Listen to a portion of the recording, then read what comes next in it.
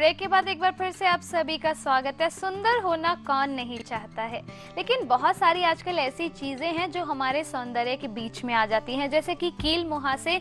और एक और चीज है जो आजकल बड़ा परेशान करती है यंगस्टर्स को, तो वो मैं जानूंगी वैद जी से। वैद जी, एक कील मुहासों के बारे में तो मैंने आपसे जाना, हमारे दर्शकों ने भी जाना क्या उसका उपाय हो सकता है, लेकिन एक डार्क सर्कल्स नाम की बीमारी जो हमारे सौंदर्य के आड़े आ जाती है, तो उसका क्या उपाय हो सकता है?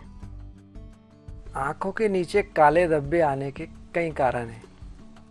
आंखों की कमजोरी एक कारण है, खून की कमी एक कारण है, नींद पूरी ना होना एक कारण है, और कई बार हम काम ज़रूरत से ज़्यादा करते हैं और उतना पौष्टिक आहार नहीं ले पाते, तब भी ये दिक्कत होती है।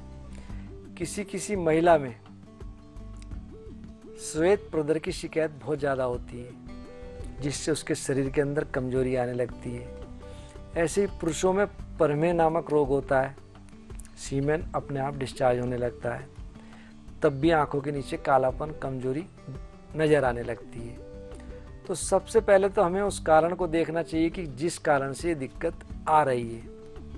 यदि हम पूरा पौष्टिक आहार लें तो ऐसा नहीं हो सकता कि हमारे आंखों के नीचे काले धब्बे दिखाई दें। इसके लिए पूरा आराम आवश्यक है, पौष्टिक भोजन आवश्यक है, और एक छोटी सी बात मैं आपको और कहूँगा, सदा भूख से आधा खाओ, पूरा पानी पियो, दुगनी कसरत हंसी चौगनी, बरस 125 जियो। वैद जी, अब मैं आपसे ये जानना चाहूंगी कि हमने कॉस्मेटिक्स की बात की, वो कॉस्मेटिक प्रोडक्ट्स जो है वो तो यूज़ किए ही जाते हैं खुद को खूबसूरत रखने के लिए, लेकिन आजकल मार्केट में इंजेक्शंस आ गए हैं जिनका जो एडवर्टीजमेंट में दिखाया जाता है कि अगर आप ये इंजेक्शंस लेंगे तो आप हमेशा जवान रहेंगे। तो उस बारे में हम आपसे जानेंगे कि आपका क्या कहना है, लेकिन उससे पहले हमारे कॉलर जुड़ चुके हैं, उनसे बात करते हैं। हेलो हेलो जी, कौन बोल रहे हैं? हाँ, मैं टावा से कल्लू भाई बोल रहे हैं जी, बताइए। हाँ, ये हमारी बीवी के कमर में दर्द होता है जी। उस दर्द का कारण जो बच्चा हुआ था, एक बच्चा हुआ, वो दर्द, शोर का दर्द नहीं निकल रहा। जो बच्चा पैदा हुआ था, हवा लग गई क्या? चलो कोई बात नहीं। आपने उनको डिलीवरी के बाद 10 मूला रिस्ट दिया था? नहीं। यदि आपने 10 मूला रिस्ट नहीं दिया तो मैं आपको कहूंगा कि 10 मूला रिस्ट अवश्य सेवन कराएं। अच्छा। और 10 मूला रिस्ट के साथ महायोग राज गुग्गुल 2 गोली और 2 गोली 10 मूल घन, इसका सेवन कराएं।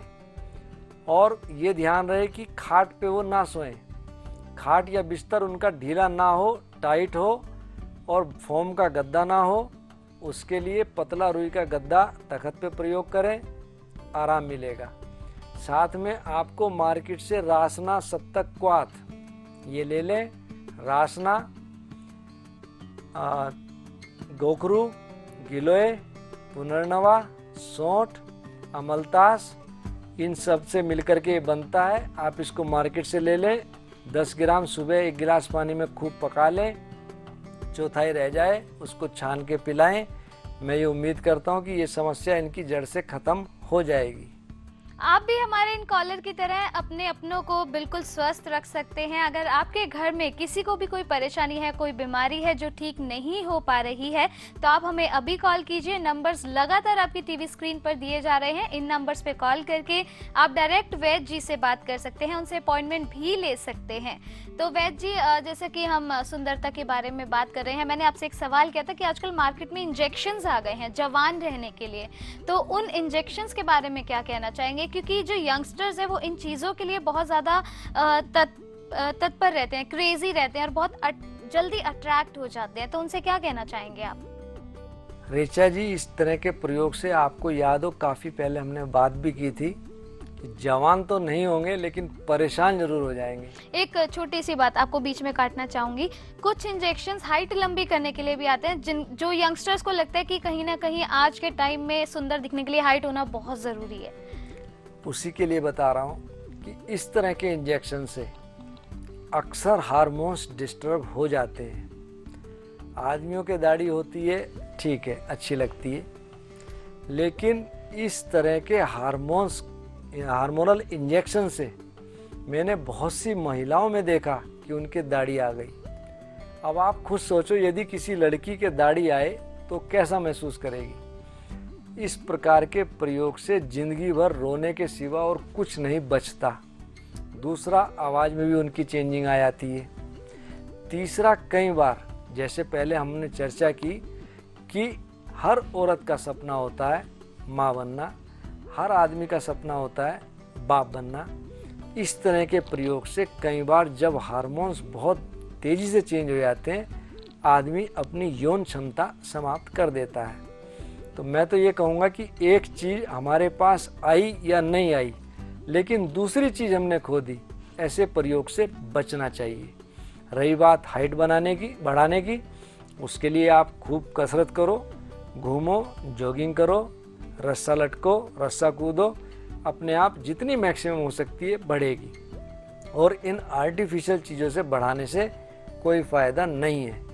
अब जैसे आप कह रहे हैं, मैं एक चीज़ कहता हूँ, हमारे आयुर्वेद के हिसाब से 8 प्रकार के लोग निंदनीय हैं।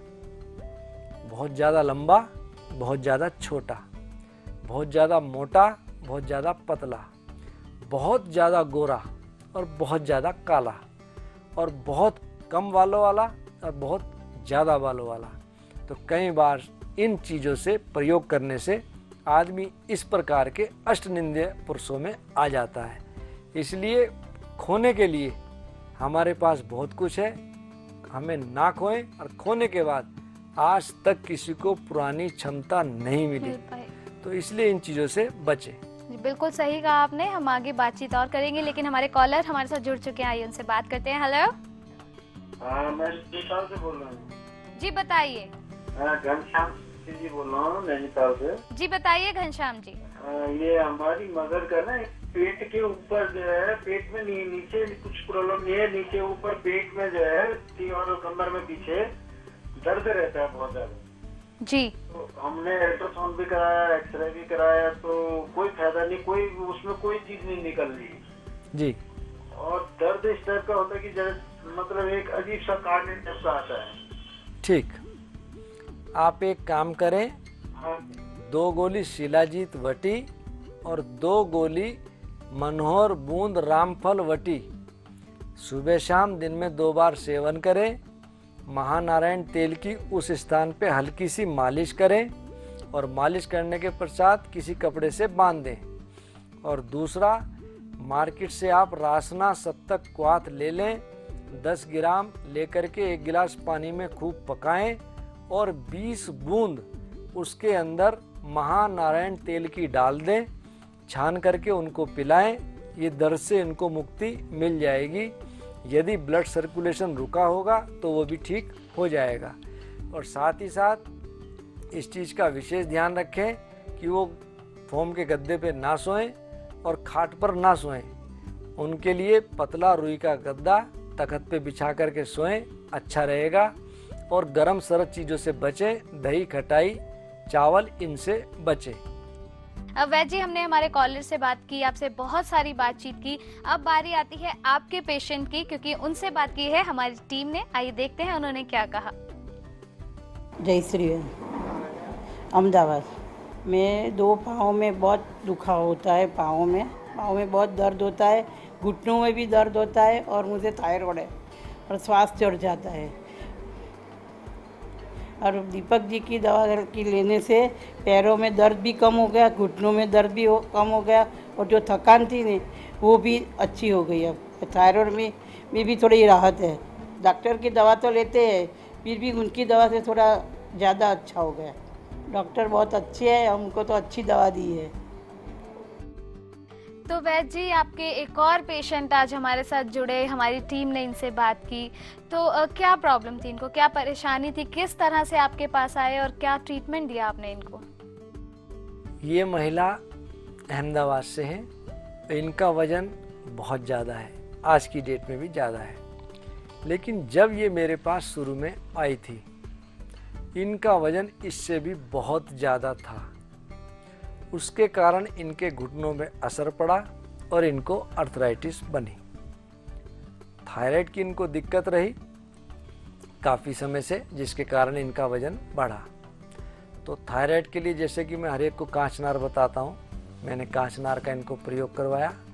अर्थराइटिस की इनको दवाई चलाई, जिसमें मकरध्वज, वर्धवा चिंतामणि, मुक्तापिष्टी इत्यादि साथ में दी।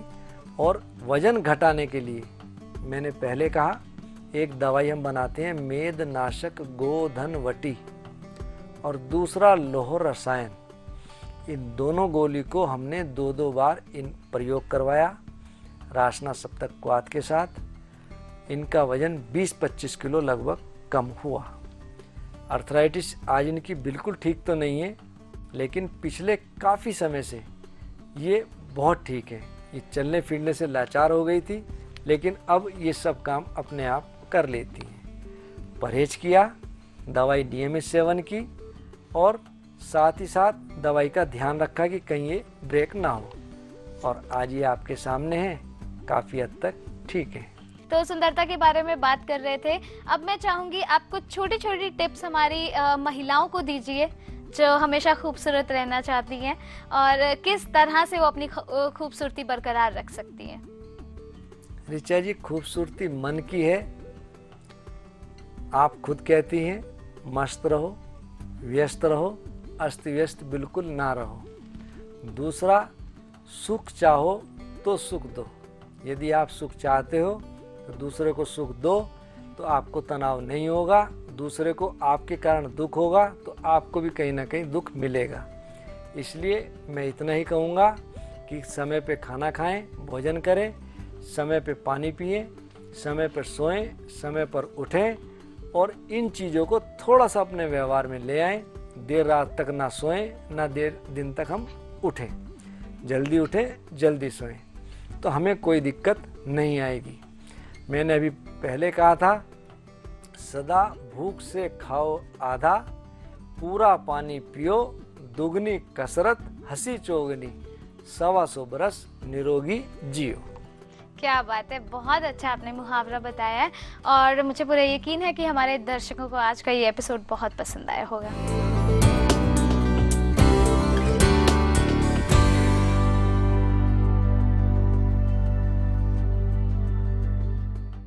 तो दर्शकों, सबसे बड़ी बात है हमारी दिनचर्या। अगर हमारी दिनचर्या खूबसूरत होगी तो हम हमेशा खूबसूरत रहेंगे, हमेशा जवान रहेंगे, क्योंकि हमारी दिनचर्या अगर अच्छी है तो कोई बीमारी हमें छू भी नहीं सकती। हम लौटेंगे कुछ और बीमारियों के उनके समाधान के साथ, लेकिन फिलहाल अभी हमारा वक्त हो गया है जाने का, तो हमें इजाज़त दीजिए। तब तक आप अपना ख्याल रखिएगा। नमस्कार। नमस्कार।